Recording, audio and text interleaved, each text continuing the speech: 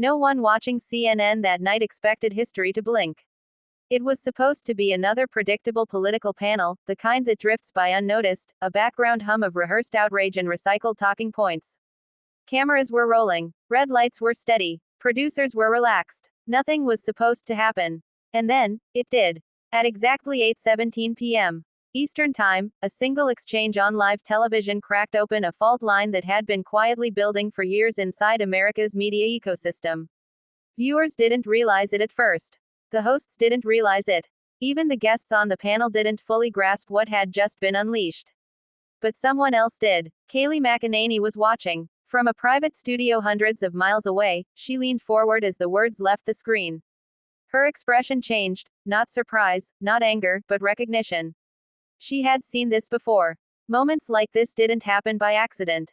They were symptoms, signals, warnings. The CNN panel had been discussing trust in institutions, a topic so worn down it barely sparked interest anymore.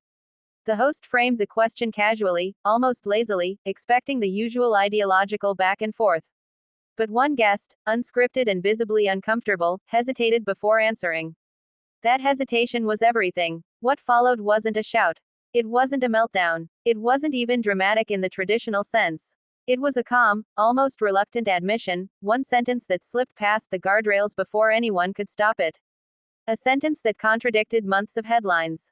A sentence that undermined narratives repeated millions of times. A sentence that was never supposed to be said out loud. The host tried to interrupt. Another panelist laughed nervously. The control room hesitated for half a second too long. And America heard it. Social media didn't explode immediately. That came later. First came confusion. Clips were quietly trimmed. Uploads were delayed. Replays skipped forward just a little too fast. But the internet is patient. And nothing disappears anymore. By the time Kayleigh McEnany appeared on her own network hours later, the clip had already been downloaded, mirrored, slowed down, analyzed frame by frame. She didn't shout when she addressed it. She didn't gloat. She smiled. Because what America had just witnessed wasn't a mistake. It was a crack. And once a crack appears, pressure does the rest. McEnany leaned into the camera and said calmly, "This is why moments like tonight matter. Because when the script breaks, the truth doesn't need to shout. It just needs one opening." Behind the scenes, producers at CNN were already in damage control mode. Emails were flying. Phone calls were being placed. A decision had to be made: ignore the moment and hope it faded, or address it and risk amplifying it. They chose silence. That choice would come back to haunt them. Because by morning, the clip was everywhere. Independent journalists, commentary channels, former insiders, media critics who had been waiting for years for proof that something was off. And this wasn't just about one network anymore. It was about credibility. It was about control. It was about whether the American public was finally seeing behind the curtain. Kayleigh McEnany knew something else too. This moment wasn't isolated. It connected to a pattern she'd been tracking quietly, a series of subtle on-air slips, conflicting narratives, and internal contradictions that all pointed to a much larger story. A story that wouldn't stay hidden much longer. As dawn broke over New York, executives prepared talking points. Anchors rehearsed deflections. And viewers woke up sensing something had shifted, even if they couldn't yet explain what it was. The script had broken. And in the silence that followed, the real story was just beginning. By the time sunrise touched the glass towers of Manhattan, the damage had already escaped the building. Inside CNN's headquarters, the control room replayed the moment again and again. Not the full segment, just the sentence. The one line that slipped through before anyone could cut away. Producers watched it in silence, each replay heavier than the last, like a slow-motion car crash no one could stop. It wasn't what was said alone that frightened them. It was who said it. And how casually. This wasn't an activist. This wasn't an outsider. This was one of their own, credentialed, booked, vetted, trusted. A voice the audience had been told to believe. And that voice had deviated from the approved path just long enough to expose the gap between narrative and reality. Phones rang nonstop. Senior producers demanded to know why the delay button hadn't been hit. Segment editors argued it happened too fast. Legal wanted to know if the clip could be classified as contextually misleading. Digital teams scrambled to quietly upload a trimmed version of the show, slicing the moment clean out like it had never existed. But it already existed everywhere else. Independent accounts reposted it raw. slowed, zoomed, captioned, paired with headlines CNN itself had published weeks earlier, headlines that now didn't line up. By 9 a.m., internal emails carried a new phrase: do not amplify. That instruction went out to anchors, contributors, and social media managers. No mentions, no responses, no clarifications. Let the cycle move on. Let the audience forget. But audiences don't forget what feels forbidden. Kayleigh McEnany knew that instinct well. On her end, the reaction wasn't rushed. She waited. She let the clip circulate, let people hear it without commentary first. That silence made it stronger. By the time she addressed it on air, the audience had already drawn their own conclusions. This wasn't a gotcha, she said calmly. This wasn't a conservative versus liberal moment. This was a truth versus script moment. Behind the scenes, something else was happening.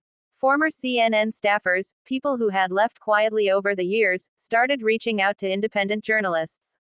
Not with outrage, but with confirmation.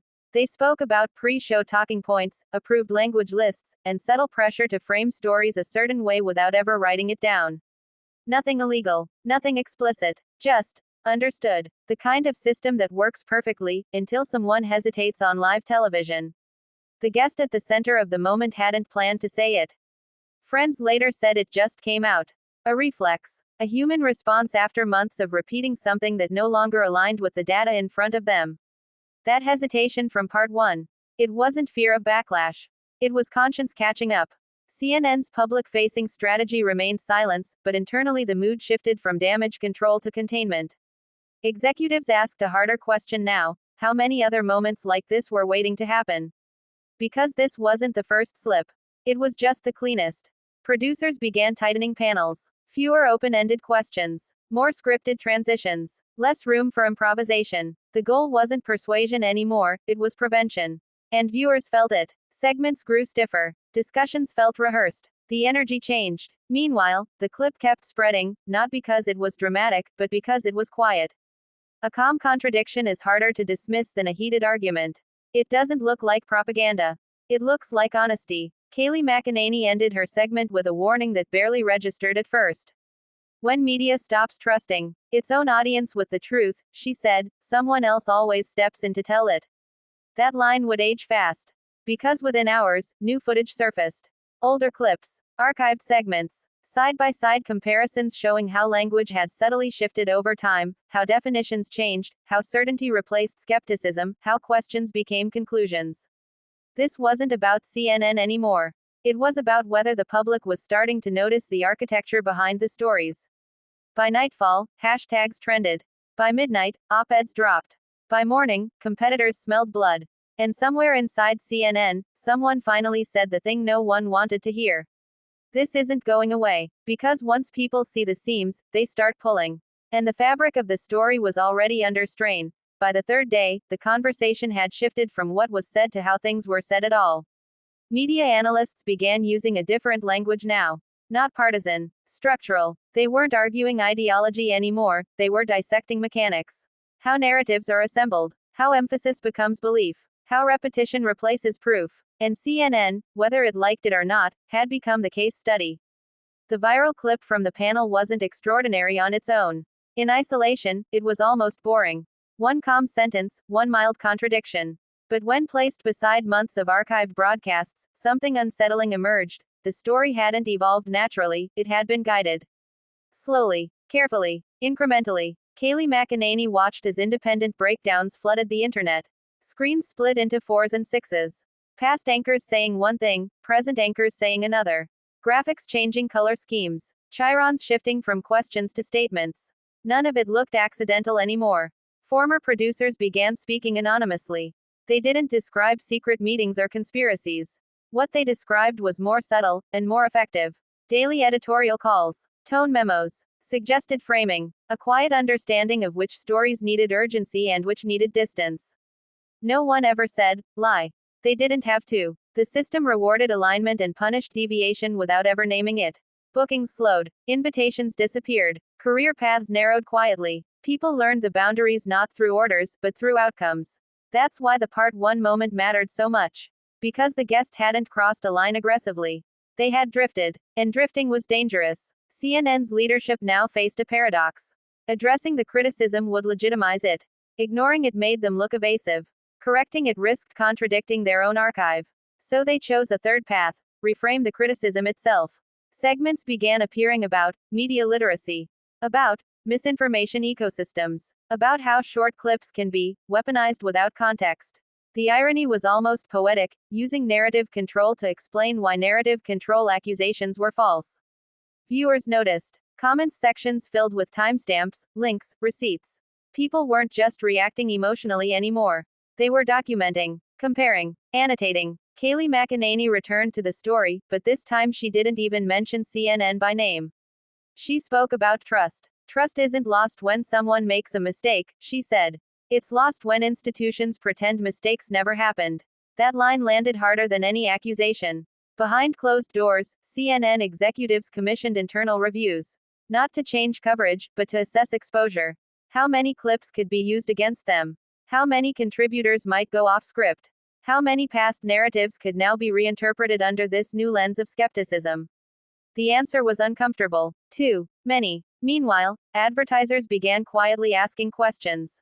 Not publicly, privately. About brand safety. About audience sentiment. About why comment sections looked different than they had 6 months earlier.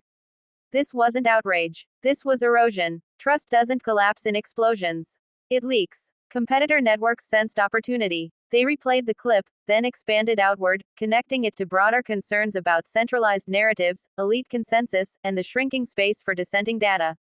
But even they were cautious. Because the implication cut both ways. If one network could engineer belief this efficiently, so could others. And audiences were starting to wonder how often they'd been guided without realizing it. The guest at the center of it all remained silent.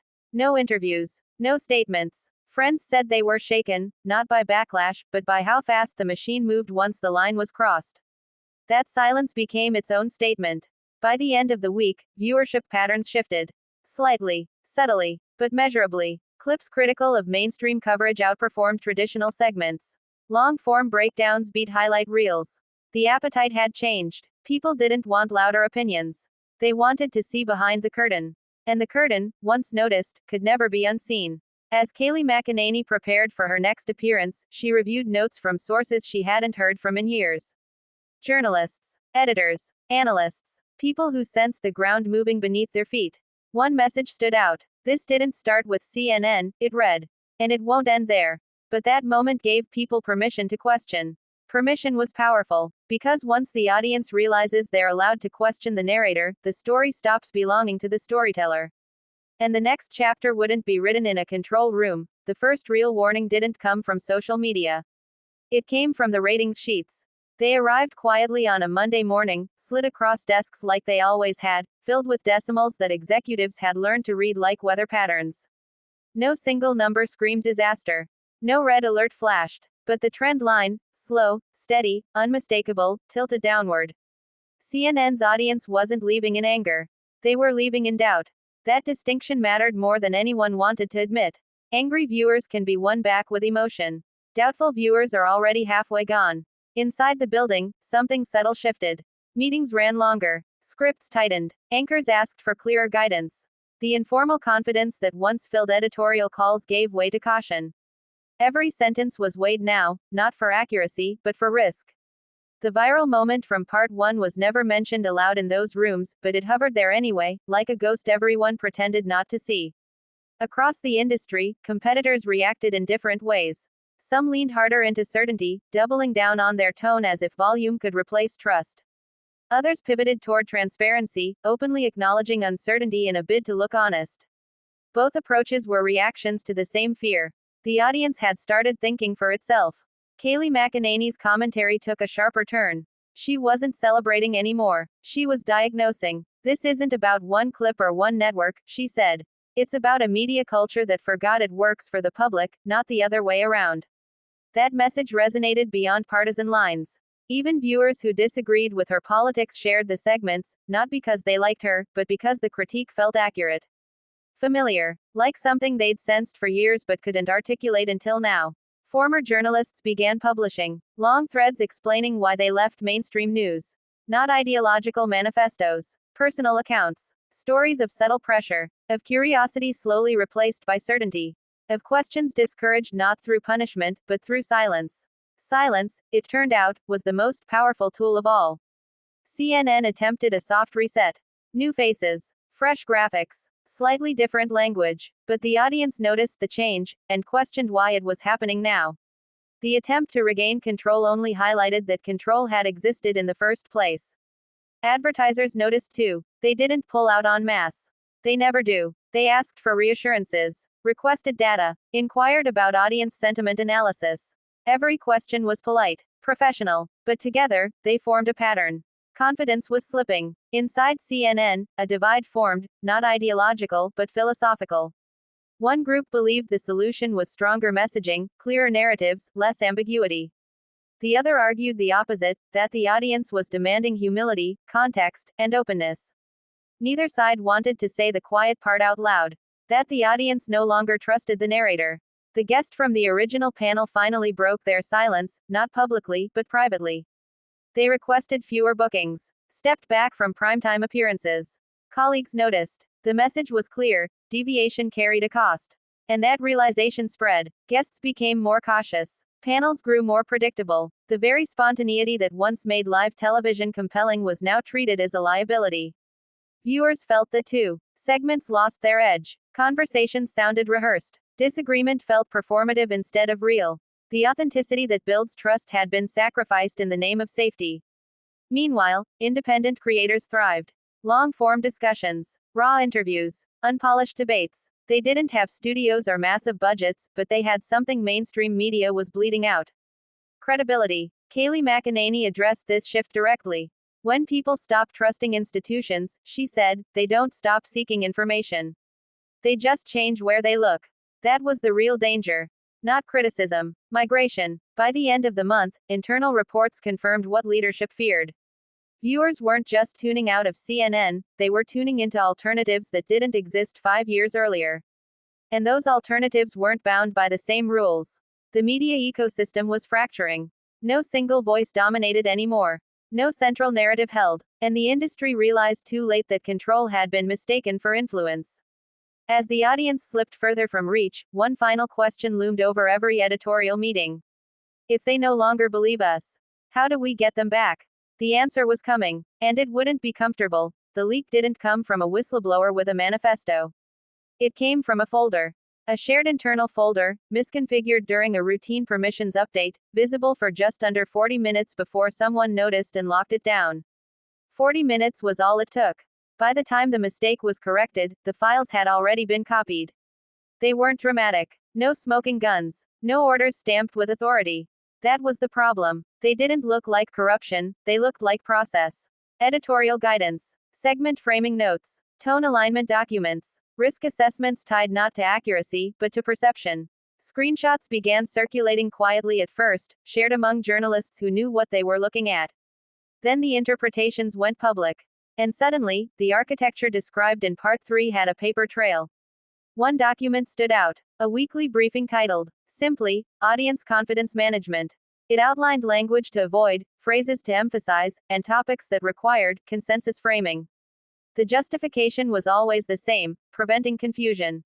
But confusion, the audience now argued, was just another word for disagreement. CNN moved fast this time. Statements were issued. Context was provided. The documents were described as standard editorial coordination, common across the industry. And that part was true. But truth without timing is powerless. The public wasn't asking whether other networks did the same thing. They were asking why they'd been told this didn't happen at all. Kayleigh McEnany addressed the leak with a restraint that surprised even her critics. No newsroom is perfect, she said. But transparency isn't optional anymore. You don't get to call yourself trusted and then hide the process. That clip spread faster than the documents themselves. Because now the conversation had shifted again. It wasn't about CNN's practices. It was about honesty regarding those practices. Inside the network, morale fractured. Younger producers felt exposed. Veterans felt betrayed. Executives felt cornered. The internal divide from Part 4 hardened into camps. One side pushed for a full acknowledgement. Explain the process. Own it. Trust the audience with the truth. The other warned that doing so would undermine authority permanently. That viewers didn't want transparency, they wanted confidence. Both sides were guessing. Because the audience was no longer predictable, advertisers escalated their questions. Not withdrawals, yet, but pauses. Reviews. Let's revisit this next quarter. Those phrases echoed ominously through conference rooms. The guest from the original panel resigned quietly. No announcement, no farewell segment, just a line added to an internal update, contributor no longer active. That silence said more than any press release. Meanwhile, independent journalists connected dots the mainstream still avoided. They showed how similar language appeared across different outlets. How narratives synchronized without coordination. How dissenting data appeared briefly, then vanished. The leak had validated suspicion. And suspicion, once confirmed, turns into resolve. Kayleigh McEnany closed her segment that night with a line that felt less like commentary and more like prophecy. You can manage perception, she said. But you can't manage people forever. Eventually, they ask who benefits from the story they're being told.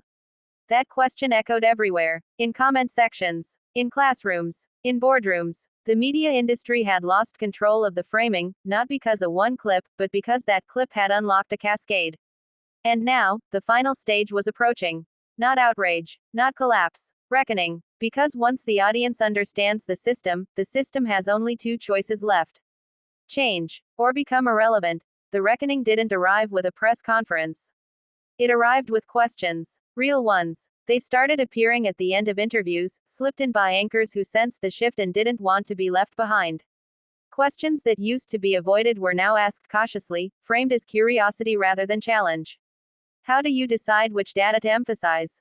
What happens when expert consensus changes? Should audiences see the editorial process? Each question was small. Together, they were seismic. CNN leadership debated whether to address the controversy head-on.